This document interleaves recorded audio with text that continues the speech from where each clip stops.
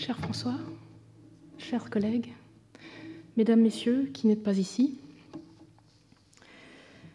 je vous remercie beaucoup de nous accueillir cet après-midi, Jean et moi, deux juristes, dans ce séminaire de sociologues, à partager avec vous nos conceptions de juristes sur la migration.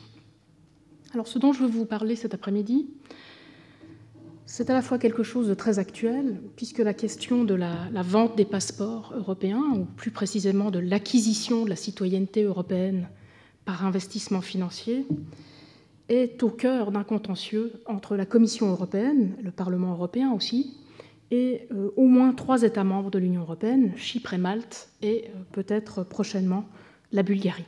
Donc c'est quelque chose de très actuel, au cœur duquel nous nous trouvons. Mais c'est aussi quelque chose qui soulève, à mon avis, de nombreuses questions philosophiques et juridiques beaucoup plus vastes, et notamment des questions sur l'avenir de la citoyenneté et de la nationalité en Europe, et donc de la démocratie en Europe, mais aussi, plus généralement, nous le verrons, l'avenir de l'État en droit international, l'État dont nous avons tant parlé durant cette première heure. Alors, peut-être quelques mots d'abord d'introduction, sur le contexte, tout d'abord, de la question, ensuite sur ce que sont ces questions plus précisément, et enfin sur les enjeux. Le contexte, c'est le développement d'un marché mondial de la citoyenneté, et plus largement de ce qu'on peut appeler, par référence à d'autres migrations dont vous avez parlé cette année, de la migration des riches. Ce marché mondial de la citoyenneté s'organise autour de ce qu'on appelle les PACI, P-A-C-I, c'est-à-dire les programmes d'acquisition de citoyenneté par investissement, immobilier ou financier, et sans exigence d'un autre lien de rattachement à la population de l'État dont on acquiert la nationalité, et donc à cet État. Donc voilà ce que j'appellerais, pour la suite de cet exposé, les PACI. On parle aussi parfois de passeport doré. Peut-être que c'est quelque chose que vous avez rencontré. Donc ces PACI, ces programmes d'acquisition de la citoyenneté par investissement, sont en forte croissance dans le monde, mais ils sont aussi en forte croissance dans l'Union européenne. Et pourquoi dans l'Union européenne ? Eh bien, pour la raison suivante, si vous acquérez aujourd'hui par investissement la citoyenneté de l'un des 27 États membres de l'Union, vous acquérez par la même occasion et par le même investissement des droits de citoyenneté européenne dans les 26 autres États membres de l'Union européenne. Et ces droits, quels sont-ils, ces droits de citoyenneté de l'Union ? Eh bien, ce sont notamment des droits d'accès et de séjour dans les 26 autres territoires, mais aussi différents droits politiques et sociaux liés à ce séjour. Donc l'attrait de la citoyenneté de l'Union européenne pour les investisseurs, je pense, est clair, mais quel est l'attrait inverse de ces investisseurs pour les États membres de l'Union européenne ? Eh bien, on sait, l'Union européenne a été malmenée, les États membres de l'Union européenne ont été malmenés par des crises successives, mais notamment par une crise économique très profonde, et désormais par la prochaine crise économique qui ne manquera de suivre la crise sanitaire actuelle. Donc on a vraiment une rencontre d'intérêts win-win entre quelques États pauvres, ou en tout cas frappés par différentes crises dans l'Union européenne, et des investisseurs. Ce qui veut dire qu'on a tout un marché qui s'est développé, mais aussi une multiplicité d'entreprises, de think tanks, de bureaux d'avocats, et aussi d'académiques, malheureusement, qui sont entraînés dans le sillage de cette économie, de la citoyenneté et de la migration des riches. Maintenant, quelles questions est-ce que ça soulève ? Ça soulève, à mon avis, 2 types de questions. D'abord des questions morales, de morale politique, autour notamment de la marchandisation d'un statut politique fondamental. Est-ce que la citoyenneté est quelque chose qu'on peut marchandiser et vendre, comme on a vendu la terre, la monnaie et le travail ? Pourquoi ne pas vendre la citoyenneté ? Deuxième question de politique morale ou de morale politique que cela pose, à mon avis, c'est les inégalités, ici financières, dans l'acquisition d'un statut politique fondamentalement égalitaire dans l'ordre politique d'après-guerre, qui est un ordre politique démocratique. Alors, ces 2 questions de morale politique, j'en ai traité ailleurs, dans un article dont je peux donner la référence à François et Laura, si vous le souhaitez. Donc, je n'y reviendrai pas ici directement, sauf en lien avec l'interprétation du droit, puisque ces questions morales nourrissent l'interprétation du droit par le juriste.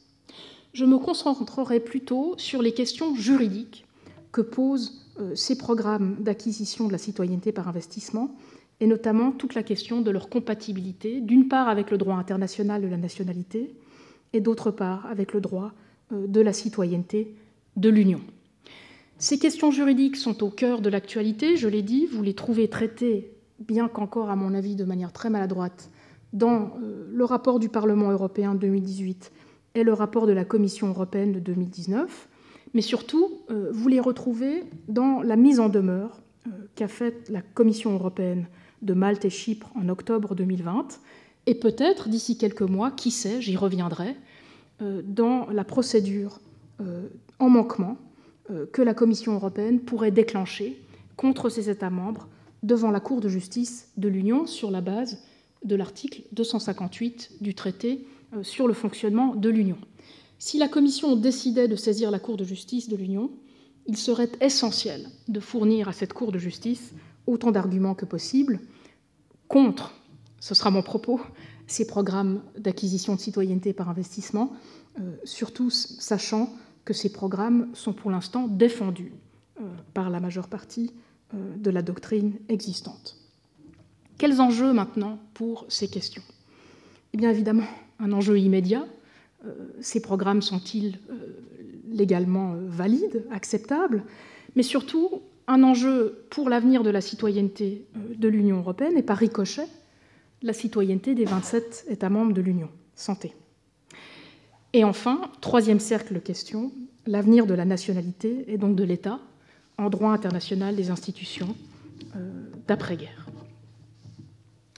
Alors avant de commencer avec mon exposé, il me faut, comme l'exposé précédent, et c'est peut-être le travers des juristes, mais au moins ça a le mérite de la clarté du propos, définir ce dont je vais parler, exclure un certain nombre de choses et délimiter. Alors, tout d'abord, il faut souligner quelque chose qui a été indirectement souligné tout à l'heure par François Héran, c'est que vous aurez remarqué que dans le propos que j'ai tenu jusqu'ici, j'ai utilisé de manière interchangeable nationalité et citoyenneté. Alors qu'on sait bien qu'historiquement, il a fallu se battre pour que la citoyenneté recouvre la nationalité. Mais c'était tout l'enjeu du droit international des droits de l'homme et du droit de la démocratie d'après-guerre, d'après 1945, de faire en sorte que les ressortissants des États, donc les nationaux, bénéficient de tous les droits de citoyenneté. Donc aujourd'hui, on peut dire que le droit international de la démocratie et des droits de l'homme demande à ce que la citoyenneté regroupe et se recoupe avec la nationalité, d'où l'interchangeabilité dont j'ai parlé.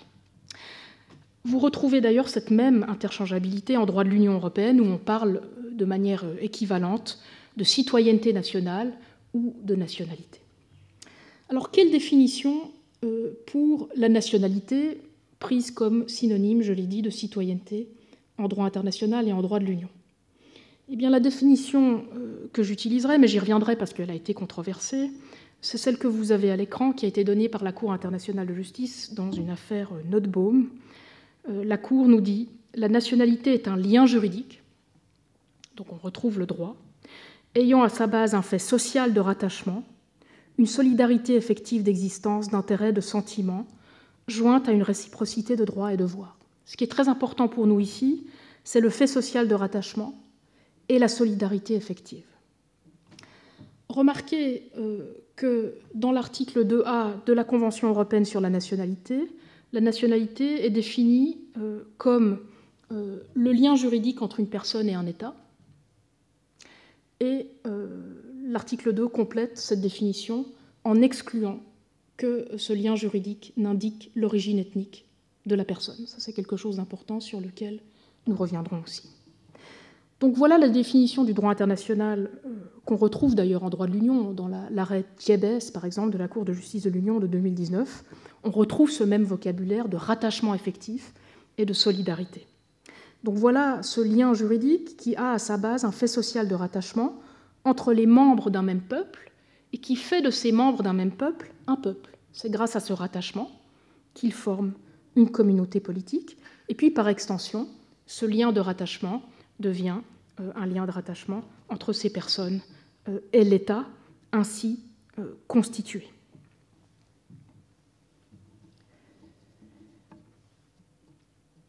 Quelques exclusions ensuite, parce qu'on ne peut pas parler de tout.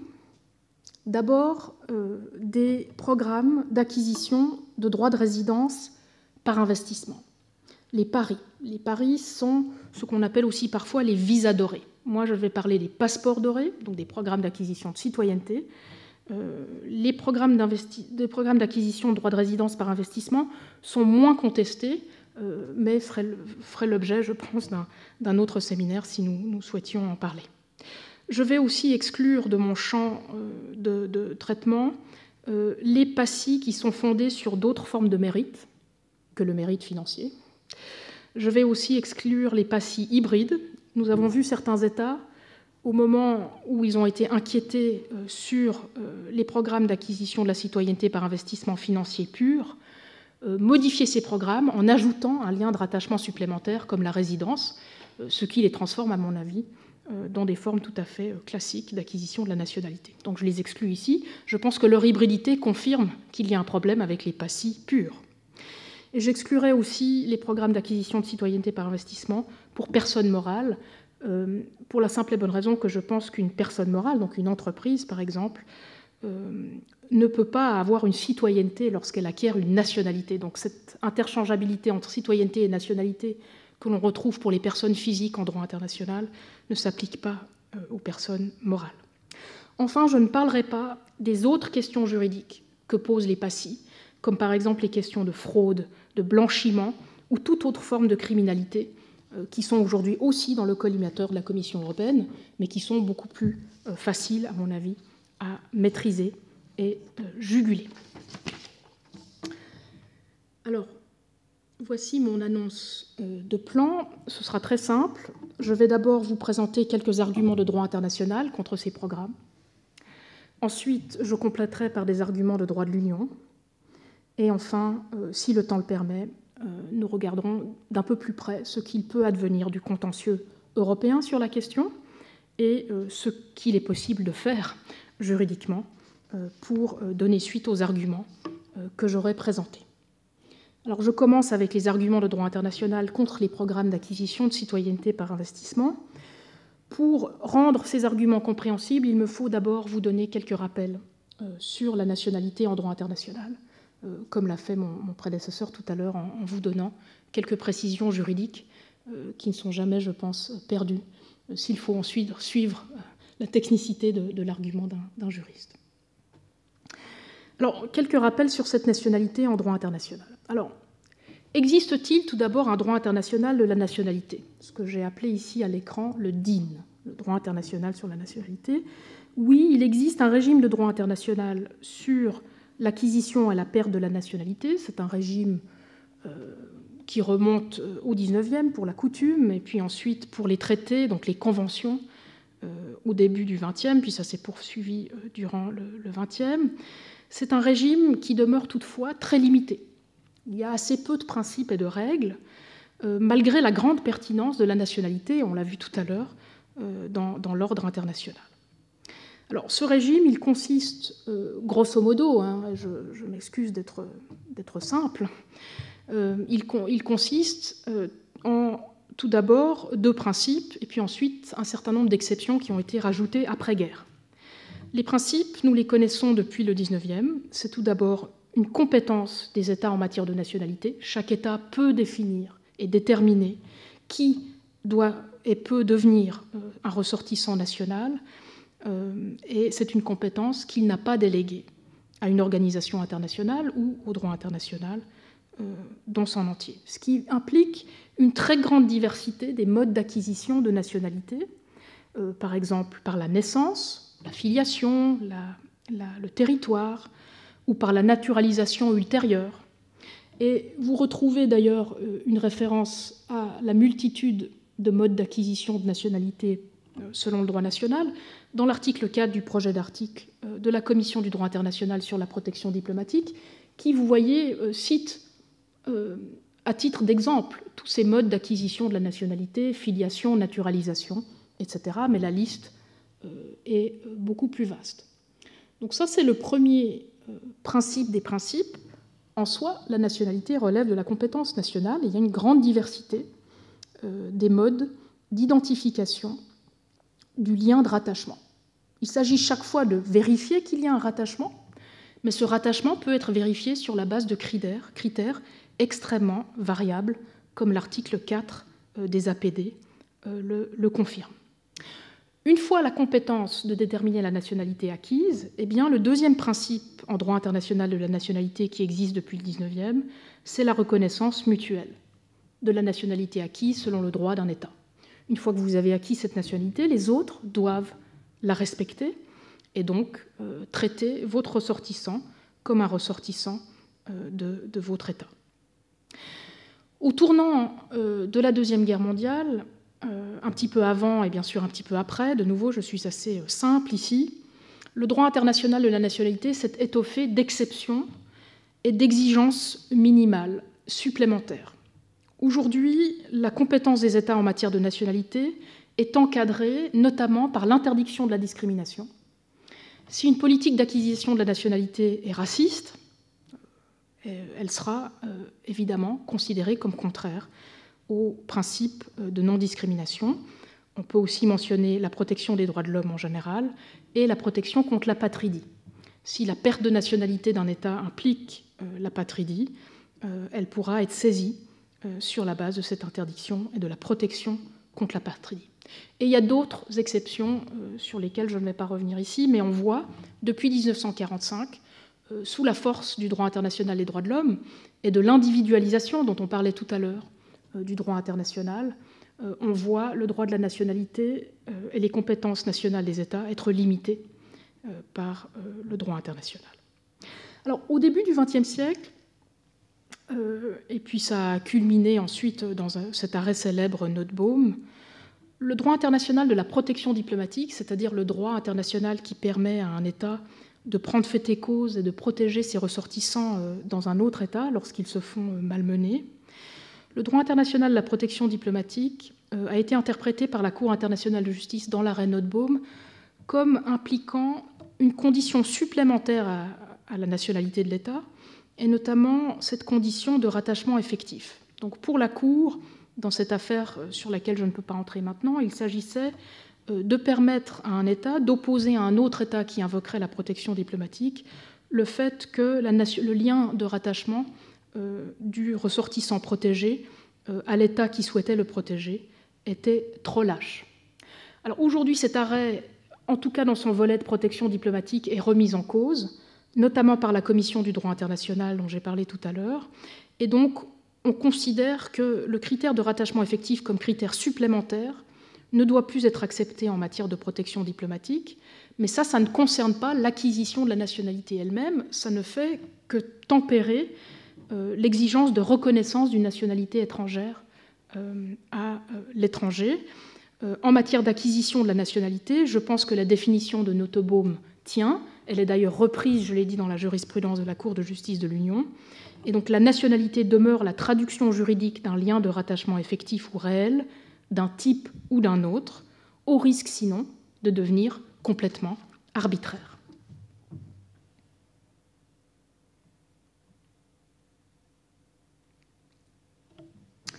Alors passons maintenant à ce que vous attendez, c'est-à-dire le premier volet des salves que l'on peut envoyer contre les programmes d'acquisition de la citoyenneté par investissement en droit international. Eh bien, la première salve, elle découle de ce que je viens de vous dire. Si le lien de nationalité entre un individu et un État est considéré comme la traduction juridique d'un lien de rattachement effectif entre les membres d'un même peuple, au sens politique et juridique du terme, il ne peut être considéré comme acquis en droit international, avec tous les effets internationaux qu'il implique, que si le droit national sur l'acquisition de la nationalité se fonde sur un ou plusieurs critères ou standards à même d'établir ce rattachement, au risque sinon d'être arbitraire. Alors certes, l'établissement du lien de rattachement effectif peut se faire par le recours à différents critères ou standards, plus ou moins fiables et qui évoluent selon les époques, au libre choix des États, comme la filiation, je l'ai dit, biologique ou sociale, le mariage, l'adoption, le lieu de naissance, de résidence, etc., etc. Mais tous ces critères, pour variables qu'ils soient, doivent au moins refléter un rattachement effectif, au risque sinon d'être arbitraire. Ce qui exclut, à mon avis, d'emblée, l'établissement d'un lien de rattachement effectif sur la base d'un critère purement économique.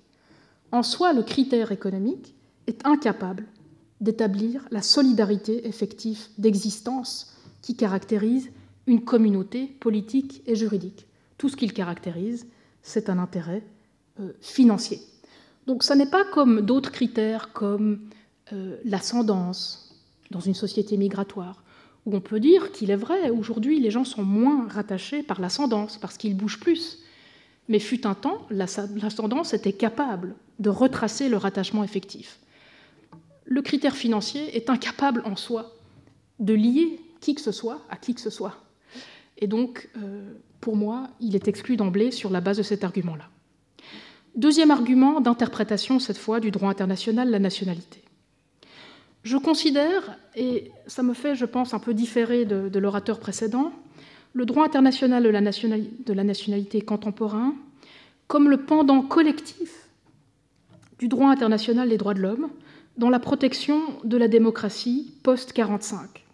Je pense que les droits de l'homme sont la branche individuelle de protection de l'égalité, mais le droit international protège aussi la démocratie comme jambe collective de la protection de l'égalité. Et donc ce rapport entre l'individuel et le collectif dont mon collègue vous parlait précédemment, je pense qu'il est construit dans la protection qu'offre le droit international actuellement, avec d'une part le droit international des droits de l'homme qui protège la dimension collective, et d'autre part le droit international de la nationalité qui protège, avec les caveats de 1945, cette dimension collective du politique et de la démocratie.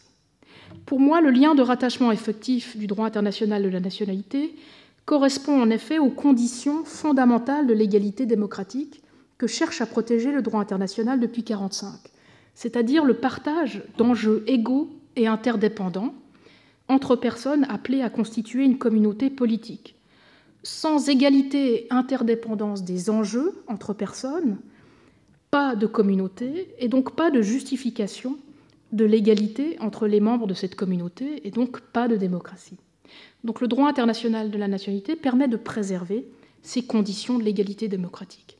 Attention, je ne parle pas de conditions communautaires d'un type ethnique ou autre. Ceci est exclu par le droit international de la nationalité. Alors, là réside mon deuxième argument. Le lien de rattachement effectif ne peut pas être déterminé sur la base d'un standard purement économique et donc inégalement distribué. Le standard économique, l'investissement, est incapable en soi d'attester de l'égalité des enjeux entre membres d'une communauté à venir, et il est surtout incapable d'attester de leur interdépendance. Donc pour moi, cette interprétation du droit international de nationalité dans l'ordre juridique international d'après-guerre est un argument supplémentaire contre les programmes d'acquisition de la citoyenneté par nationalité. On pourrait même ajouter, et ça je pense que c'est quelque chose qui plaira à François, on peut même ajouter que le standard économique serait, à mon avis, indirectement discriminatoire. Parce que derrière le critère économique de différenciation entre migrants riches et pauvres, qui se cache, eh bien, un motif racialisant, certainement, ou en tout cas potentiellement racialisant. Donc il est même possible de construire, à mon avis, un argument en vertu du droit antidiscriminatoire.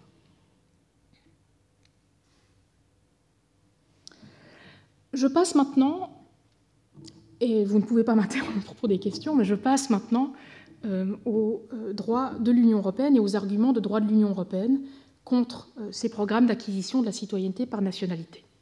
De nouveau, quelques rappels, ensuite mes arguments juridiques, et enfin, il faudra bien répondre aux critiques de ces arguments. Alors d'abord, quelques rappels sur la citoyenneté de l'Union. C'est un programme chargé aujourd'hui, vous avez beaucoup de droit international et beaucoup de droit de l'Union européenne, donc c'est vraiment, pour un juriste même, c'est probablement assez chargé. Alors qu'est-ce que la citoyenneté de l'Union ? J'ai essayé de faire ici quelque chose d'assez synthétique pour vous permettre de suivre les différentes dimensions de cette citoyenneté. Tout d'abord, la citoyenneté de l'Union, c'est un statut fondamental. La Cour de justice l'a répété depuis de nombreuses années, qui est récent dans l'histoire de l'Union européenne, puisque ça remonte à Maastricht. On le retrouve aujourd'hui dans le traité sur l'Union européenne et le traité sur le fonctionnement de l'Union européenne. Ce statut ouvre à chaque ressortissant d'un État membre et donc citoyen de l'Union l'accès sans discrimination aux droits qu'accorde le droit de l'Union dans les 26 autres États membres de l'Union, principalement, je l'ai dit en ouverture, la liberté de circulation et de séjour, mais aussi des droits politiques aux élections locales et européennes. La citoyenneté de l'Union, ensuite, c'est une citoyenneté dépendante ou dérivée. Si vous regardez l'article 9 du traité sur l'Union européenne, on comprend bien que la citoyenneté de l'Union ne remplace pas la citoyenneté nationale, mais ne fait qu'en dériver. Mais une fois qu'elle est acquise, par dérivation, eh bien, elle ouvre l'accès aux droits dont j'ai parlé, sans autre condition de reconnaissance du droit de l'Union, ni de droit national d'un autre État membre de l'Union européenne. La citoyenneté de l'Union, c'est enfin une citoyenneté de marché, c'est-à-dire une citoyenneté construite sur des droits individuels qui sont avant tout des droits économiques, petit à petit aussi des droits sociaux, avec très peu de devoirs correspondants. Si vous regardez la liste exemplative faite à l'article 20, paragraphe 2 TFUE, vous voyez ici une liste des droits qui sont compris. Enfin, quatrième dimension, la citoyenneté de l'Union européenne, c'est un statut égal qui assure l'accès sans discrimination aux droits de l'Union. Et c'est un statut quasi fédéral, puisqu'il exige une reconnaissance mutuelle, une confiance mutuelle telle qu'on la connaît dans les États fédéraux, comme le mien, mon État d'origine, la Suisse. Il exige cette confiance et cette reconnaissance mutuelle des citoyennetés nationales des 27 États membres. Et ce statut, ce n'est pas qu'un statut des traités, c'est aussi un statut jurisprudentiel. La citoyenneté de l'Union ne serait rien de ce qu'elle est aujourd'hui sans la jurisprudence de la Cour de justice de l'Union, qui est étoffée sans cesse depuis 1991. Et peu à peu, cette jurisprudence en est même venue à limiter la citoyenneté nationale en retour, par une tactique qui est plutôt une technique très fréquente qu'utilise la Cour de justice de l'Union, qui est la suivante. À partir du moment où le droit national affecte le droit de l'Union, en l'occurrence le statut fondamental du citoyen européen, eh bien ce droit national, même s'il relève de la compétence nationale des États, doit respecter le droit de l'Union. Et c'est ce qui est arrivé avec la citoyenneté européenne. La Cour de justice a identifié des circonstances dans lesquelles la perte ou l'acquisition de la citoyenneté nationale d'un État membre affectait le statut fondamental de la citoyenneté de l'Union et devait par conséquent être remise au pas et se conformer aux droits de l'Union européenne. Ça veut dire se conformer aux droits antidiscriminatoires de l'Union européenne, ça veut dire se conformer à la charte des droits fondamentaux de l'Union, ça veut dire se conformer aux droits de l'Union européenne dans son entier. Et ça vaut tant pour la perte de la citoyenneté d'un État que pour l'acquisition, et c'est l'acquisition qui nous intéresse aujourd'hui, cette acquisition par investissement.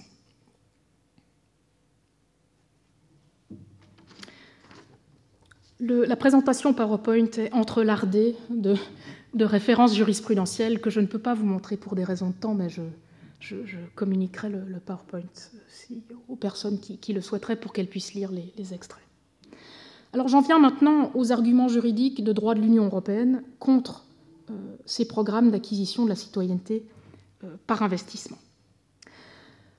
La première critique, le premier argument juridique qu'il faut faire, et ça fait le régal des juristes, c'est que le droit international dont je vous ai parlé avant, en fait, il est intégré au droit de l'Union européenne. Ça veut dire que les arguments de droit international que j'ai présentés contre la citoyenneté de l'Union, contre les PACI, sont des arguments qui sont incorporés au droit de l'Union européenne, et donc que vous pouvez faire valoir aussi devant la Cour de justice de l'Union. Ça veut dire que l'argument que j'ai fait tout à l'heure du lien de rattachement effectif et l'argument d'égalité politique et d'interdiction de la discrimination sont deux arguments recevables en droit de l'Union européenne. L'Union européenne est une organisation internationale soumise au droit international et qui fait entrer ce droit international dans ses sources par l'article 216.2 du traité sur le fonctionnement de l'Union.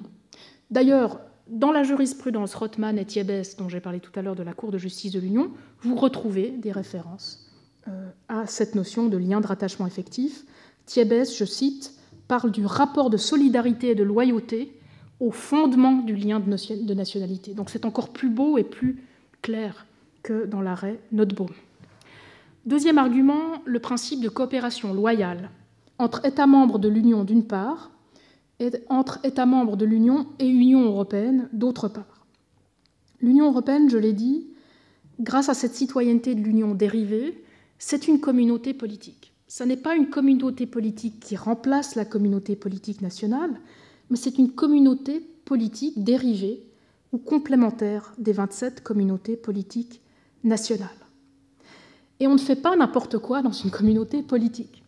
Dans une communauté politique où on exige la confiance et la reconnaissance mutuelle des citoyennetés nationales, eh bien, en échange de cette confiance et de cette reconnaissance mutuelle, eh bien, on se doit une coopération loyale. Et cette coopération loyale, il me semble, implique le respect de conditions minimales dans l'acquisition et la perte de la nationalité des États. C'est quelque chose d'ailleurs qu'on va retrouver dans les ordres fédéraux que l'on connaît, et donc le quasi-fédéralisme, si on est prêt à entrer dans ce discours-là, de l'Union, je pense, nous donne un argument supplémentaire. Et donc ce principe de coopération loyale s'applique même dans le contexte de compétences exclusives. La nationalité entre dans les compétences exclusives des États membres, mais les experts de droit de l'Union le savent, même dans le domaine des compétences exclusives des États, les États se doivent la coopération loyale les uns envers les autres et envers l'Union européenne. Troisième argument, le principe d'égalité politique entre citoyens des États membres de l'Union et entre citoyens de l'Union. Ça, c'est quelque chose qui découle de l'article 9 du TUE, qui, avant de parler de la citoyenneté de l'Union, c'était l'extrait que je vous ai montré tout à l'heure, commence par, et c'est le même article, commence par parler du principe de l'égalité de ses citoyens. Donc l'égalité politique, elle est vraiment exprimée explicitement ici dans le traité. Alors, vu le lien que j'ai fait tout à l'heure entre égalité politique et rattachement effectif, le fait, pour pouvoir prétendre à l'égalité politique, il faut partager des enjeux égaux et interdépendants et former une communauté politique, eh bien, vous trouvez ici à nouveau ce lien entre le rattachement effectif nécessaire pour l'acquisition de la nationalité et l'égalité politique. Mais ce qui est passionnant, c'est qu'ici, il ne s'agit pas seulement de l'égalité politique entre citoyens d'États membres, mais aussi entre citoyens de l'Union eux-mêmes. Et je pense que c'est à cela que fait référence la Commission européenne quand elle parle d'intégrité de la citoyenneté de l'Union. C'est assez flou, mais je pense que c'est ça qu'elle essaye de capturer. A fortiori, pour cet argument-là, je vous parlerai de toute la jurisprudence de la Cour de justice de l'Union en matière de libre circulation de l'Union. C'est un contentieux très technique, très important, autour des droits sociaux, et notamment d'assistance sociale, auxquels ont droit les ressortissants d'un État membre dans un autre État membre dans lequel ils résident. Et cette jurisprudence, Job Center, Alimanovitch, cette jurisprudence se fonde sur un lien réel d'intégration sociale ou culturelle pour dire oui ou non à l'assistance sociale ou oui ou non aux mesures d'éloignement. Et donc, en miroir, je pense que cette jurisprudence confirme l'importance de l'intégration sociale et culturelle pour l'égalité entre citoyens de l'Union européenne. En fait, on peut même considérer, sur la base de l'article 21 de la Charte des droits fondamentaux de l'Union, qui mentionne la fortune parmi les critères de discrimination prohibés, on peut même considérer que ces programmes sont discriminatoires entre citoyens de l'Union, mais aussi entre citoyens actuels, y compris investisseurs, et citoyens à venir, plus pauvres, qui seraient, eux, soumis à d'autres critères de rattachement, alors que les citoyens à venir plus riches, les investisseurs, le deviendraient du simple fait de leur fortune. Et enfin, un quatrième argument que l'on peut faire, je pense, contre les PACI, c'est le respect du droit de l'Union en général, et cela vaut même dans les compétences, dans les champs de compétences exclusives résiduelles des États membres de l'Union, comme l'acquisition ou la perte de la nationalité. Rothman et Thiebes, ce sont deux arrêts dans lesquels la Cour de justice a condamné des États membres alors que nous étions en matière de perte de la nationalité. Et il y a une affaire pendante en ce moment, GY, une affaire autrichienne qui concerne l'acquisition de la nationalité. Donc nous sommes à bout touchant de conclure ce contentieux. Et donc ici, il s'agirait de respecter tout le droit primaire de l'Union, les droits fondamentaux, mais pas seulement les droits fondamentaux de l'investisseur, mais aussi les droits fondamentaux des autres qui sont concernés par l'entrée de cet investisseur dans la citoyenneté d'un État membre de l'Union.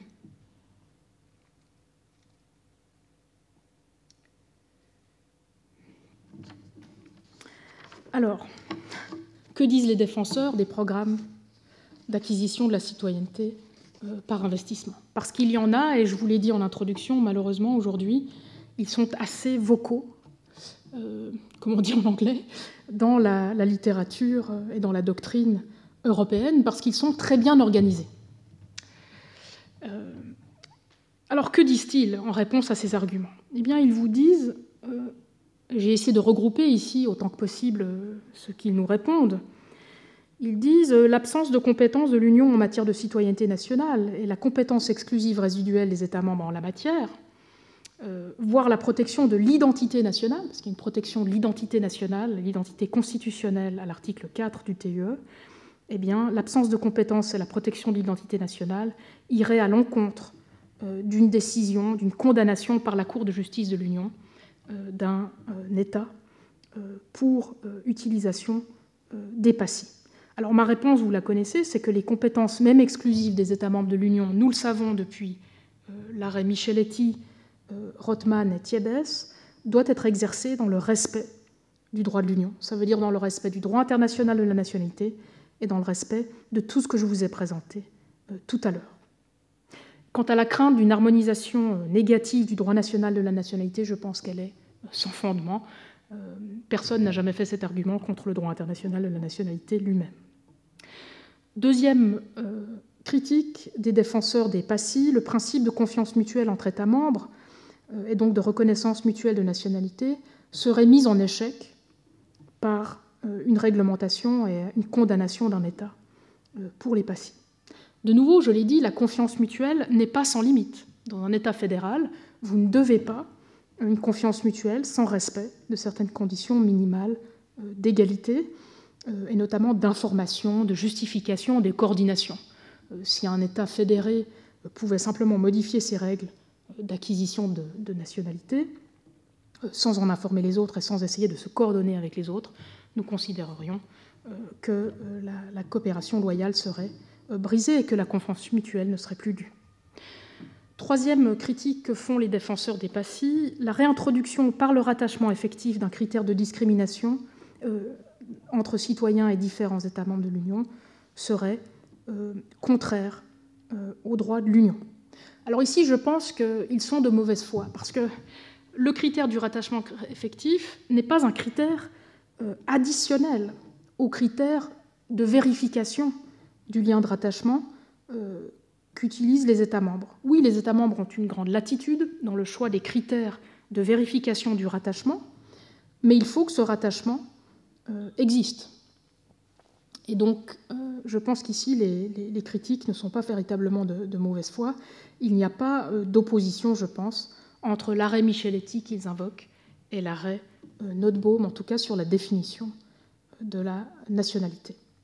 Micheletti interdit l'ajout par un État membre d'une autre condition à l'effectivité de la nationalité que celle du rattachement, mais n'interdit pas du tout que pour exister, la nationalité d'un État membre doive respecter le rattachement. Et enfin, dernier argument fait par les défenseurs des PACI, la réintroduction du rattachement effectif par le genre d'argument que je vous ai fait cet après-midi serait une concession nationaliste et populiste à certains États membres de l'Union, et Dieu sait que nous n'avons pas besoin aujourd'hui de faire de concessions à ces gouvernements-là, et donc il y aurait une contradiction fondamentale entre cette réintroduction du rattachement effectif et le principe de non-discrimination au droit de l'Union. De nouveau, je pense qu'ils se trompent. Le rattachement effectif ne doit en aucun cas être confondu avec un argument en faveur de recours à des critères ethniques ou raciaux d'acquisition de la nationalité, c'est quelque chose qui est interdit par le droit international de la nationalité, comme je vous l'ai dit à plusieurs reprises aujourd'hui. Je pense même que le rattachement effectif et son importance est un rempart contre les travers atomisants, individualisants, que le droit de l'Union européenne a induit malgré lui, et donc contre l'érosion et la marchandisation de la nationalité des États membres de l'Union. Je pense que le rattachement effectif peut protéger ce que la citoyenneté et la nationalité ont de collectif, et précisément, en protégeant cette solidarité, permettre que la nationalité résiste au marché et à terme au populisme qui se nourrit précisément de cette individualisation et de cette marchandisation.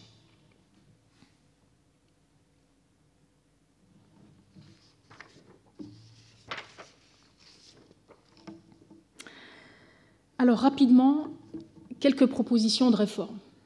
Imaginons que ces arguments vous aient convaincu. Que faire? Eh bien, d'abord, examinons ce qu'il se passe sur ce contentieux en cours. Pouvons-nous espérer ou non une procédure devant la Cour de justice de l'Union? Deuxièmement, ne faudrait-il pas plus largement légiférer sur cette question, au droit de la citoyenneté de l'Union? Et enfin, que faire au niveau du droit international? Alors, les procédures d'infraction et de manquement en cours dans l'Union. Alors, dans l'immédiat, je vous l'ai dit, la Commission européenne a, sur la base de l'article 258 du traité sur le fonctionnement de l'Union, mis en demeure Chypre et Malte et demandé des informations complémentaires à la Bulgarie le 20 octobre dernier. Ces deux États avaient 2 mois pour modifier leurs pratiques ou au moins signifier à la Commission ce qu'ils comptaient faire sur les PASI.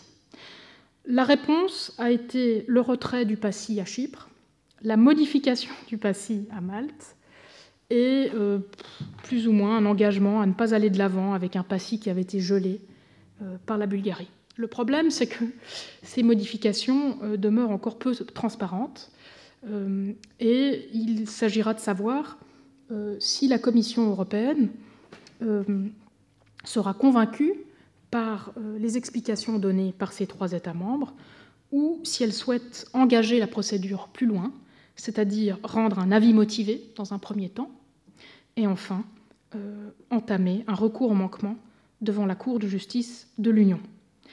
Est-ce qu'un tel recours serait utile? Oui, je le pense. Je pense que nous avons besoin de clarté sur les conditions du droit de l'Union, sur l'acquisition de la nationalité. Nous avons de la clarté grâce à Rothman et Thiebes sur la perte de la nationalité d'un État membre, mais nous avons besoin d'un arrêt sur l'acquisition de la nationalité. Peut-être que l'affaire YJ nous donnera les lumières que nous souhaitons, mais d'un point de vue juridique et du point de vue de la juriste, je pense que nous gagnerions à recevoir un tel arrêt. Mais cet arrêt relève de l'entière discrétion de la Commission et du calcul d'opportunité qu'elle doit faire. Va-t-elle attaquer 3 petits États membres, secoués par la crise économique, la crise sanitaire, sur un arrière-fond de populisme et de nativisme montant dans l'Union européenne? Quel sera le calcul? Je ne sais pas.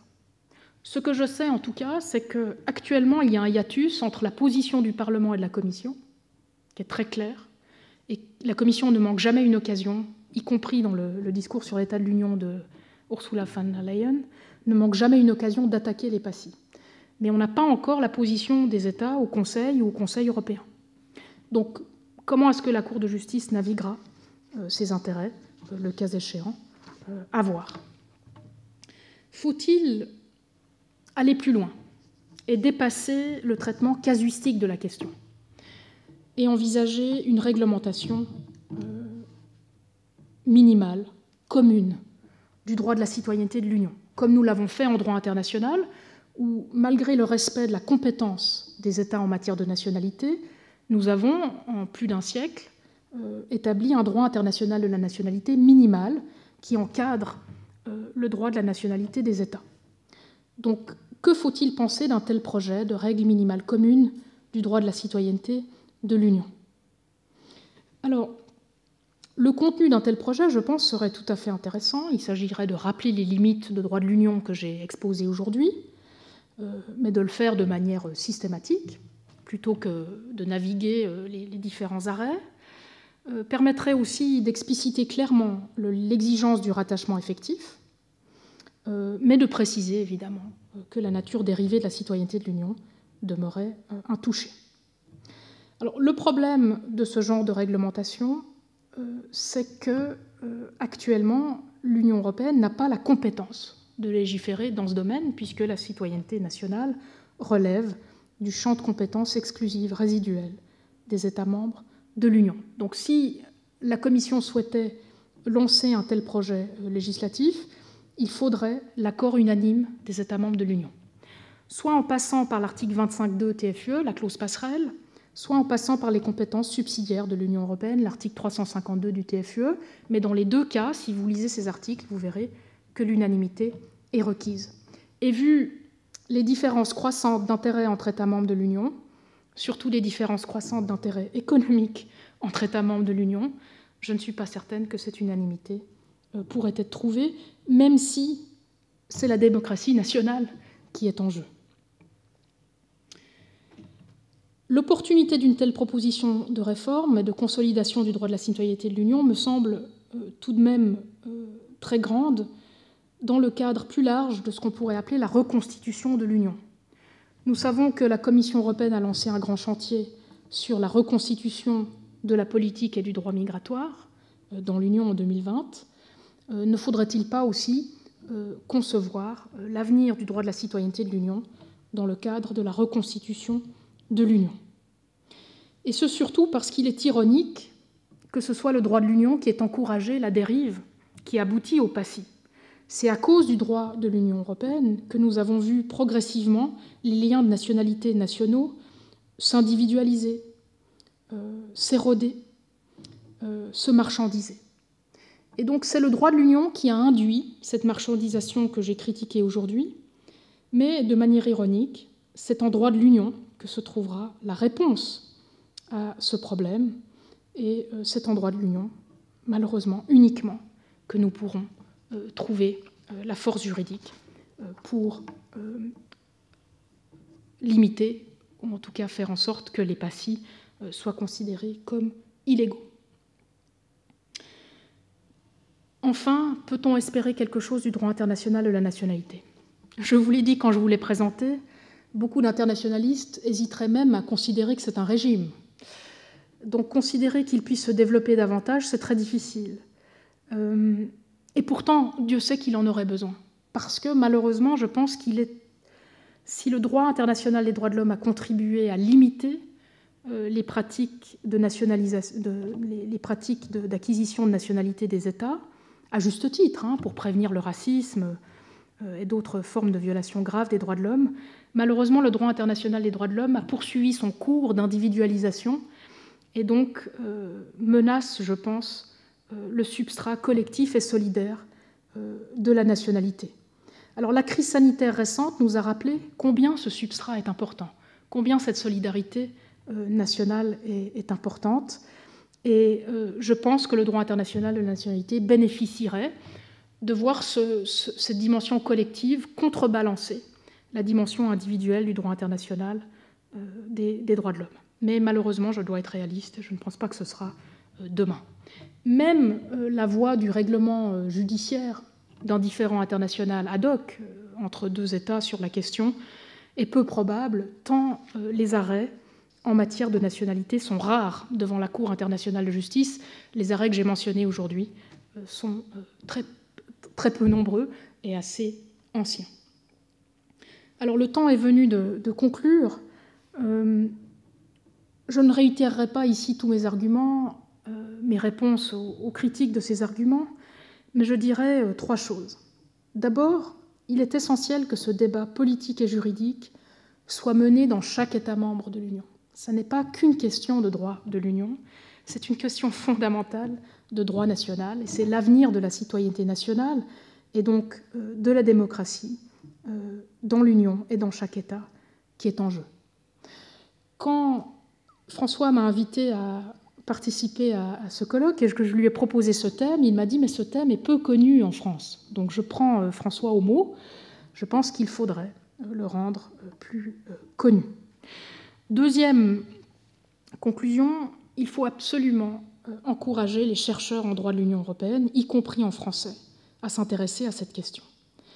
Actuellement, le domaine est dominé par des chercheurs dont l'agenda et le financement est assuré par les programmes d'acquisition de citoyenneté par investissement. C'est rare, dans une carrière académique, de rencontrer des domaines et des questions juridiques, dans lesquelles le discours est si fort et si marqué dans une seule direction, et ce d'autant plus que, comme je vous l'ai montré aujourd'hui, et en pleine bonne foi, je pense qu'il y a beaucoup d'arguments à présenter contre ces programmes. C'est d'autant plus important d'apporter ces arguments si la Cour de justice est appelée à se prononcer sur la question. Elle aura besoin d'une multitude de positions doctrinales pour prendre un jugement équilibré et détaillé. Enfin, l'Union européenne est la seule organisation internationale à pouvoir, à l'heure actuelle, se saisir de la question de la nationalité. Et c'est la seule à disposer d'une Cour de justice de l'Union qui pourra rendre justice sur la question. Et il faut absolument que les internationalistes s'intéressent aux droits de la citoyenneté de l'Union et à ce qu'elle a à nous dire, non seulement sur la nationalité des États membres de l'Union, mais en général sur l'avenir de la nationalité et donc l'avenir de l'État en droit international. Merci de votre attention. Merci infiniment pour ces deux exposés, assez différents effectivement de style, mais qui tous les deux touchent à des questions fondamentales. Alors, je voudrais d'abord interroger Samantha, et je passerai ensuite à Jean, si vous voulez bien.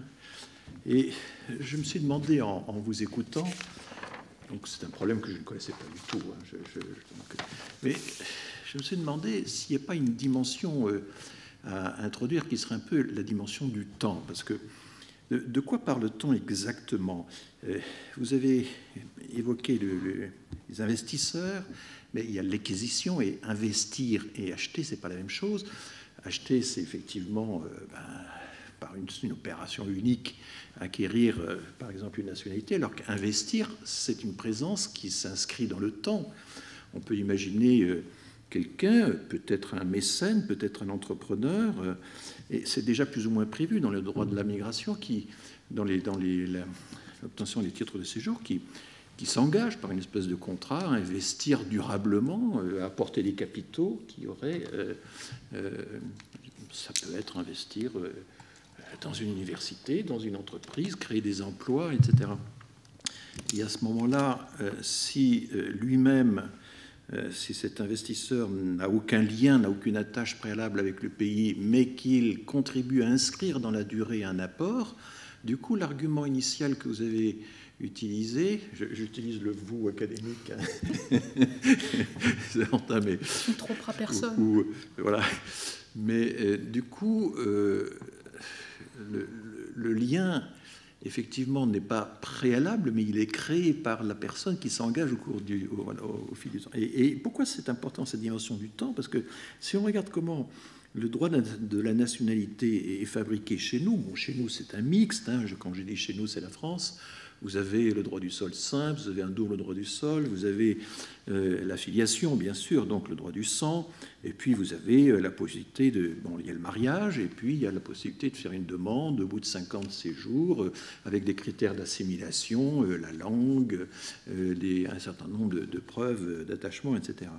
Et moi, c'est ce que j'avais essayé il y a 2 ans en présentant tout cet aspect-là, c'est que ce qui réunit le droit du sol, le droit du sang, c'est finalement le droit du temps, parce que c'est le temps qu'on a passé, c'est la socialisation, donc le temps de l'intégration. Si vous avez à la fois un parent qui est né en France et que vous êtes né en France, il y a une présomption très forte que vous avez une attache quand même solide avec le pays où ces 2 naissances ont eu lieu. Si même le droit du sol sain, qui est souvent taxé de mécanisme complètement automatique, passif, etc. En réalité, il y a 3 conditions à remplir. Vous devez être né En France, vous devez y avoir passé 5 ans et vous devez être toujours là au moment de la transformation de la demande, ce qui quand même exige là aussi du temps qu'on a passé, etc. Et puis, bien sûr, les autres, l'affiliation, tout ceci présume ce que j'appelle le temps, c'est ce que vous appelez l'attachement, c'est-à-dire un attachement relativement durable qui est une... Voilà. Donc, est-ce qu'on ne peut pas réintroduire dans cette dimension de l'acquisition une dimension temporelle qui serait vraiment de l'investissement et pas de l'achat et qui, du coup, pourrait justifier effectivement la création d'un attachement qui n'est pas purement du marché, enfin qui est voilà, ça c'est une question que j'improvise à partir de mes bases pas très juridiques. Alors je vais vous laisser le temps d'y réfléchir, puisque je posais ma question à Jean et nous pourrons mais en même temps oui, ce que j'ai essayé de comprendre, c'était les différences entre quelqu'un qui, comme ça, un acheteur un oligarque russe qui a envie de s'offrir la nationalité européenne et qui s'adresse à Chypre pour faire ça. Enfin, je pense que ça fait partie des personnages. Mais est-ce qu'il n'y a pas un continuum avec, j'en sais rien, moi, Yehudi Menuhin, qui était américain, mais qui a créé le festival de Graz, je crois, en Suisse, et ça a été une des bases qui lui ont permis d'acquérir la nationalité suisse. On a considéré qu'il avait apporté une institution durable qui a amené du monde, c'était un investissement d'une certaine manière. Donc voilà. Bref, une espèce de... Alors Jean, j'ai pas une question aussi, mais moi ce qui m'avait frappé quand on lit... Quand on regarde un peu les écrits de René Cassin, le cours qu'il avait fait à l'Académie de droit international de La Haye, par exemple, où il avait été interrogé justement sur cette relation entre le national et l'étranger, et il avait toujours dit, mais finalement, oui, la Déclaration des droits de l'homme ne rompt pas, n'abolit pas la distinction entre le national et l'étranger. Il y aura toujours, l'étranger sera toujours un étranger pour chaque pays qui décidera de... Mais il avait cette métaphore, la Déclaration universelle des droits de l'homme est un levier qui permet de réduire la différence entre le national et l'étranger, en rappelant qu'ils sont tous les deux, des hommes ou des femmes, et des certaines manières, voilà. Mais sans prétendre... Alors c'est important parce qu'on a beaucoup accusé Cassin, rétrospectivement, d'être anti-étatique. Et c'est vrai qu'il avait vécu dans sa vie la guerre de 14, c'était un grand mutilé, il avait présidé la Fédération des mutilés de France, c'est comme ça qu'il a acquis peu à peu une image internationale. Et puis il avait souffert des États, Vichy, il a été condamné à mort, c'est un résistant de la première heure. On peut dire la même chose de Pierre-Henri Teitgen aussi, dont j'ai parlé l'autre jour avec Samantha, qui lui aussi a été torturé par la Gestapo, s'est évadé, etc. Donc, ils ont été accusés tous les deux d'être très anti-étatiques, alors qu'en fait, quand on lit leurs textes de façon assez précise, ils restent quand même interétatiques. Ils ont quand même l'idée qu'effectivement, on ne peut pas se débarrasser des États et que c'est bien eux qui finalement, mettent en œuvre les droits de l'homme, etc. Quoi. Donc voilà. Alors je ne sais pas si c'est pas une question, mais le problème que me pose ton exposé, c'est finalement les principales attaques contre la CEDH actuellement, contre la Convention européenne des droits de l'homme, c'est le regroupement familial. C'est l'article 8, je crois, qui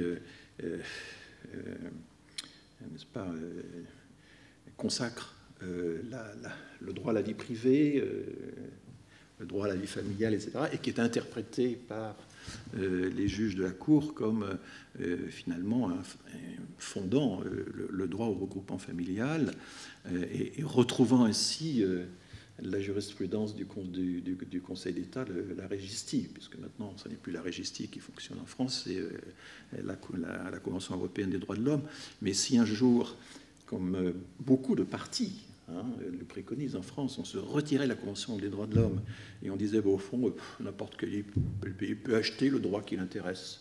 je prends, enfin j'achète au sens de j'adhère, je prends la liberté d'expression, mais je ne prends pas la liberté de conscience, ou bien je ne prends pas le droit à la vie privée, etc. Je me retire de la Convention, puis ensuite je renégocie mon entrée en décidant quels sont les droits qui m'intéressent, qui ne m'intéressent pas, etc. C'est quand même ça qui menace actuellement la Convention européenne des droits de l'homme. Et quels sont les arguments qu'on pourrait avoir pour dire ben non, il faut bien garder tout de même, il est fondamental, l'article 8, parce que ça reste une des bases essentielles de la politique migratoire, de la partie juridique de la politique migratoire, qui n'est pas la politique économique, qui n'est pas la politique, je sais pas, estudiantine, etc., enfin, qui n'est pas la politique démographique. Voilà. Alors mes questions sont un peu vagues, un peu larges, mais Samantha, comment... quelle réaction as-tu, je vais reprendre le tutoiement entre collègues, par rapport à ma question, est-ce qu'elle est complètement en dehors, à côté de la plaque, ou est-ce qu'elle présente un intérêt quelconque, enfin la distinction entre acheteur et investisseur, est-ce que ça a du sens?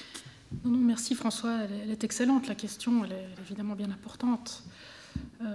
Et il est certain que si l'investissement financier est complété par une résidence, la création de liens personnels et toute autre forme de rattachement, tout à coup, le phénomène sera beaucoup plus hybride qu'il l'était au début. Et c'est d'ailleurs le sens des PACI hybrides. C'est de rajouter cette résidence et comme ça de faire entrer ce qui était purement économique dans une dimension beaucoup plus facile à comprendre du point de vue du rattachement. Au-delà de la résidence, la contribution durable à l'économie du pays. Alors ça, c'est la deuxième réponse que je voulais te donner. C'est vrai que l'argument qui est donné par les défenseurs des PACI, c'est que contribuer à une économie chancelante et la reconstruire, c'est contribuer socialement de manière fondamentale. Tu as parlé d'une contribution culturelle, mais ça peut être toutes sortes d'autres contributions. Mais là, la difficulté, c'est précisément le temps. Seul le temps le montrera. Alors qu'en l'occurrence, ces programmes permettent l'acquisition de la nationalité sur le simple fait de l'investissement. Donc on est vraiment au temps T, au moment où on se prononce sur la validité juridique, même si on peut, tu as sûrement raison, anticiper un certain rattachement, une certaine contribution à terme. Peut-être deux autres remarques rapides. Je pensais quand tu as quand tu as mentionné le temps, que tu allais parler d'autre chose, parce qu'en fait, dans l'histoire de la nationalité, bien avant ce siècle et bien avant les droits de l'homme, la citoyenneté par investissement était quelque chose de courant, y compris dans les cantons suisses. C'est quelque chose qu'on a beaucoup pratiqué, mais c'est quelque chose qu'on a pratiqué avant la démocratie et avant les droits de l'homme, donc avant que l'ordre juridique international ne soit comme il est aujourd'hui et protège la démocratie et les droits individuels comme il les protège aujourd'hui. Et puis une dernière remarque, je pensais que aussi en parlant du temps, tu allais me poser une question plus démographique, c'est-à-dire en termes de proportion, combien de personnes sont concernées? Parce que c'est un argument qui est donné par les défenseurs des PACI. Finalement, ça concerne seulement quelques riches personnes, c'est minime comme problème. Pourquoi s'y intéresser? Mais tu sais qu'un défenseur des droits de l'homme considère que même une violation des droits de l'homme, un acte de torture, suffit à nous interroger. Et donc pour moi, le pourcentage de personnes concernées n'importe que très peu. Mais je rebondis immédiatement là sur ce point. Le démographe ne fait pas de démographisme. C'est-à-dire qu'il ne pense pas que tout se joue sur le nombre. Très bien, très bien. Et c'est souvent quelque chose que... Enfin, j'entends souvent des arguments pseudo-démographiques qui s'imaginent que tout est affaire de nombre, mais je pense que le vrai démographe ne le croit pas, lui. Voilà. Très bien. Jean? Je ne suis pas sûr qu'il y avait des questions dans ta question. Peut-être quand même deux choses. D'abord, Cassin était-Gênes, était-il étatiste ou non? Je reviens à ces... Anti-étatique. Oui, ou anti-étatique ou non. Je reviens à l'ambivalence. Enfin, c'est-à-dire que la situation est nécessairement inconfortable pour les défenseurs des droits de l'homme. Si on prend le projet initial, effectivement, les droits sont imputés aux individus. Oui, il faut que l'individu soit un sujet de droit. Voilà, il est sujet de droit inaliénable et sacré. Et d'ailleurs, on a, certains pendant des Lumières, on dit l'État, on va inventer l'État pour garantir ces droits. Et à telle enseigne, John Locke dit si le prince ne respecte pas les droits, il y a une résistance à l'oppression que refusera Hobbes. Mais donc voilà, les droits existent avant l'État, n'ont pas besoin de l'État, ils existent par la simple qualité d'être humain que l'on a. Mais je suis René Cassin ou Pierre-Henri Teitgen, j'essaye de transcrire ça en droit, mais je transcris ça dans un système qui repose, c'est le système qu'on qualifie rapidement de westphalien, mais sur lequel la source du droit, c'est l'État. Et donc, il faut trouver cette sorte d'équilibre. Donc, forcément, à partir du moment où je dépends de la volonté des États, j'abandonne une partie du projet initial. Alors, est-ce que je me compromets, entre guillemets, bien sûr, mais est-ce que j'accepte ça? Si je veux que ça devienne du droit positif, ben, je suis obligé, effectivement, de considérer que l'État existe, qu'il a des droits, qu'il a des intérêts, et qu'il faut les respecter, et que parfois, les intérêts de l'État l'emportent sur ceux de l'individu. Et je pense qu'ils sont tous défenseurs des droits de l'homme, et dans cette situation inconfortable, est-ce que je suis un peu pragmatique, réaliste, et à ce moment-là, je renie une partie du projet initial, ou est-ce que je reste droit dans mes bottes, mais en fait, je n'arriverai jamais à produire ou à faire produire aucune norme de protection des droits de l'homme? Alors, oui. Pardon. Non, mais alors du coup, je revenais sur l'article 8. Tu me dis, trouver des arguments pour dire il faut les maintenir. Là, je reviens à l'autre question, c'est que mes arguments, ils ne seront pas juridiques. Mes arguments, ils seront politiques. C'est-à-dire que parce que je crois qu'il faut que les gens puissent avoir leur famille auprès d'eux, à ce moment-là, il ne faut pas abandonner l'article 8, mais c'est purement politique. Je n'ai pas d'argument juridique pour dire qu'il faut maintenir l'article 8. Ou il ne faut pas dénoncer la Convention européenne des droits de l'homme. Alors, cela dit, quand même, le risque de dénonciation de la Convention européenne des droits de l'homme, mais déjà, certains partis l'avaient dit aux précédentes élections présidentielles, le risque n'est pas aussi grand que cela puisse paraître, parce que la plupart de ces règles sont des règles coutumières. C'est-à-dire, quand bien même je dénonce le traité, je suis quand même lié, parce qu'en fait, la règle a pris une autre existence. Elle est aussi coutumière, et donc je serai toujours lié par cette règle. Bon, le danger sera que, malgré tout, si je dénonce la Convention, je n'aurai plus un juge international. Parce que, à moins de trouver, mais enfin, on ne peut pas faire des plaintes individuelles par rapport à ça à la justice, le seul problème, c'est qu'on se prive d'un juge, mais le droit existera toujours. Oui, enfin, sauf que, moi, ce qui m'a frappé, c'est l'histoire de la QPC chez nous, la question prioritaire de constitutionnalité, parce qu'à l'origine, il y avait un sentiment patriotique. Il fallait rapatrier en France le droit qu'avait le citoyen à saisir une juridiction internationale pour démontrer que ses droits fondamentaux étaient maltraités. Et finalement, ce qui s'est passé, ça a été l'inverse de ce qui avait été espéré. C'est-à-dire que, comme le Conseil constitutionnel se réfère de plus en plus à la Convention européenne des droits de l'homme, on a encore davantage européanisé le droit français, alors qu'on voulait refranciser le droit européen. Enfin, c'est un peu comme ça que...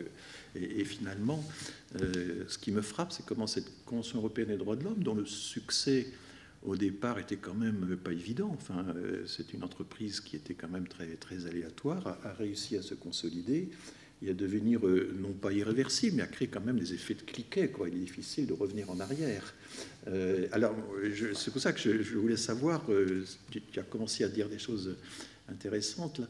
Est-ce que continuer. Non, mais justement, est-ce que vraiment la France, par exemple, si venait au pouvoir un des partis qui préconise ça actuellement, bon, c'est pas seulement le Rassemblement national, hein, c'est les LR. Hein. Ouais, les LR aussi, c'était dans le programme de Fillon pour la première fois, c'était dans le deuxième livre de campagne de Sarkozy qu'il y avait cette idée. Patrick Stefanini, qui avait fait la campagne qui est l'organisateur de la campagne de François Fillon, jusqu'à ce qu'il ait dû arrêter, conseiller d'État quand même, dans son livre qui vient de paraître il y a quelques semaines, dit il faut que la France se retire de la Convention européenne des droits de l'homme et que nous renégocions, et puis il vise évidemment surtout l'article 8. Est-ce que techniquement ce serait possible, ou est-ce que ce serait une affaire aussi compliquée que le Brexit, avec des années de négociations? C'est ce que j'aimerais bien entendre vos deux sons de cloche là sur une affaire. Est-ce qu'on peut se retirer aussi facilement, ne serait-ce que d'un point de vue technique, d'une convention qui a finalement produit ce monument qu'est la CEDH, tant la convention que la Cour, quoi? Est-ce qu'on peut revenir en arrière aussi facilement? Techniquement, je pense que oui. Le système de la Convention européenne des droits de l'homme n'a rien à voir avec le système de l'Union européenne. L'Union européenne, c'est vraiment une interconnexion économique qui fait qu'il faut tout renégocier s'il y en a un qui part, et notamment toute la politique commerciale qui est une politique de l'Union européenne. Donc après, il faut, quand je suis un État, je recommence tout mon tissu commercial, et puis il y a des intérêts financiers, un budget qu'on a eu des aides, et donc il faut tout recalculer. La CEDH n'a pas cette ampleur, donc je pense que techniquement, c'est plus facile. En revanche, politiquement, ça sera quand même beaucoup plus délicat, même si on a mis beaucoup de temps, nous-mêmes, à ratifier la Convention européenne des droits de l'homme, encore 74, oui. Encore plus de temps pour accepter le recours individuel, 1981, je pense que politiquement, ça serait plus difficile. Le recours individuel, on ne l'a accepté qu'en 81. Oui, c'est... Oui. Je savais que 74, je savais parce que c'est Alain Poher, président par intérim, qui a finalement signé la ratification. Samantha, qu'est-ce que ça vous inspire? Je vais vous donner 5 arguments contre. Merci. Donc déjà, je reprendrai l'argument de Jean tout à l'heure. Aujourd'hui, on considère tout de même que la Convention européenne des droits de l'homme fait partie du droit coutumier européen, voire même international. Donc c'est très difficile de se retirer du droit coutumier. Il y a des internationalistes qui le défendent, mais c'est assez difficile. Oui, c'est devenu une source d'inspiration pour la Cour interaméricaine, pour les autres cours régionales. Enfin, le deuxième argument que je peux te donner, tu as mentionné tout à l'heure la possibilité de passer un système à la carte. Ce serait contraire à un principe fondamental qu'on appelle l'indivisibilité des droits de l'homme. Tu ne peux pas protéger un droit de l'homme sans les protéger tous. Un troisième argument qu'on peut donner, c'est que le droit régional des droits de l'homme n'est pas tout seul. Le droit régional des droits de l'homme est dans un rapport très intense avec le droit universel des droits de l'homme.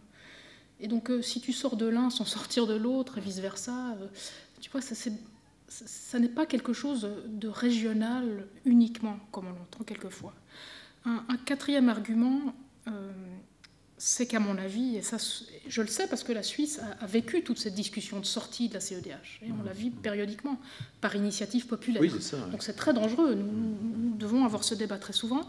Le quatrième argument que nous donnons toujours dans ce cas-là, c'est la démocratie.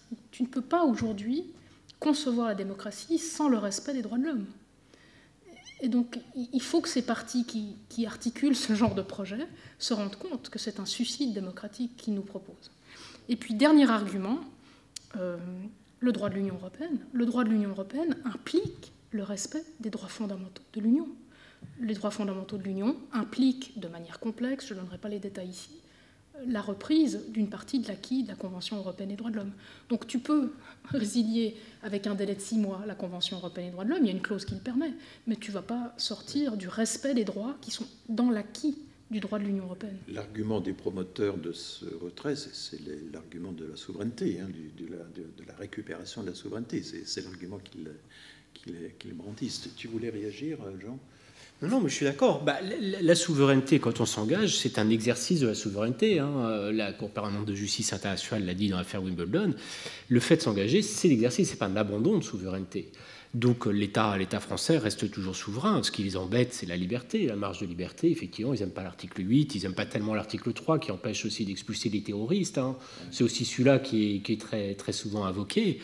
Maintenant, on s'est engagé et effectivement, Samantha a été beaucoup plus précise que moi, mais il y a tout un faisceau d'engagement, ce qui fait que même si on en quitte un, il y a les autres, il y a l'engagement européen, l'engagement universel, et comment, après, il faut changer complètement de politique étrangère aussi. C'est-à-dire que si on se retire, par exemple, du pacte international sur les droits civils et politiques, comment faire la morale aux autres États, alors que cette morale est quand même fait partie des marques de fabrique de la politique étrangère de la France. Donc, ça n'est pas sans danger non plus, politiquement. Nous sommes censés être un phare pour voilà, le reste de l'univers. La patrie des droits de l'homme. Regarder ça de plus près, et parfois nous sommes un repoussoir plutôt. Mais c'était juste sur le pick and choose, on l'a fait quand même dans la charte sociale des droits fondamentaux. On avait permis aux États, mais parce que voilà, les droits socio-économiques et sociaux, c'était quand même délicat. Les États pouvaient choisir un peu. Il y avait un panier, ils pouvaient choisir quelques articles ou non. Alors après, il y avait des règles assez compliquées, mais je ne sais pas si beaucoup d'États ont utilisé cette liberté de faire son marché dans ce traité. J'ajouterais encore que Laurence Burgorg-Larsson a écrit un très bel article sur les grandes avancées du droit français que l'on doit à la CEDH. Chaque fois qu'un adversaire de la Convention te sort de son chapeau quelques arrêts tragiques pour la souveraineté nationale, tu peux en trouver autant qui sont des arrêts fantastiques pour les avancées de la solidarité et de la souveraineté nationale. Alors, moi, je ne connais pas aussi bien la jurisprudence française que la jurisprudence suisse, mais je peux dire que l'état de droit en Suisse ne serait rien sans la Convention européenne des droits de l'homme. Je suis frappé de voir que les arrêts de la Cour européenne sont quand même très respectueux de l'autonomie des États. Voilà, c'est ça. Quand tu disais, et la Cour, et je crois que sur certains points, quand même, elle commence à revenir un peu sur... Elle a eu des grands élans, et elle fait attention, parce qu'en fait, une Cour internationale, quand même, ne tient son existence qu'à ce que ses justiciables veuillent bien qu'elle existe. Elle n'existe que si les États veulent bien qu'elle existe. Donc il faut qu'elle fasse attention. Et elle fait attention, et on voit quand même que dans certaines matières, l'expulsion des étrangers malades, à un moment, elle a été très généreuse, puis elle est vite revenue en disant « Oh, les considérations économiques de l'État ». Donc elle fait attention elle-même, elle est très au courant de ce qui se passe. Et donc, sur certains points, quand même, elle recule un peu, ou elle modère ses avancées pour éviter de brusquer les États. Et comme tu le dis, elle n'hésite pas à rendre un grand hommage à la souveraineté des États. Donc elle n'ira pas beaucoup plus loin que là où elle est. Je ne crois pas. Cela dit, je suis... on va peut-être arrêter là tout, mais je suis surtout impressionné dans les 5 arguments que tu as cités par le principe de l'indivisibilité des droits. C'est-à-dire le fait qu'un droit ne peut être consacré qu'en relation avec tous les autres droits. C'est bien ça l'idée, avec le système des droits, quoi. Et que donc toucher à l'un, c'est quand même finalement, par ricochet, toucher aux autres. Et bien écoutez, merci pour cette discussion et vos deux exposés. J'espère que ça aura intéressé nos auditeurs et nos spectateurs qui sont très nombreux. Voilà. Merci pour l'invitation. Merci.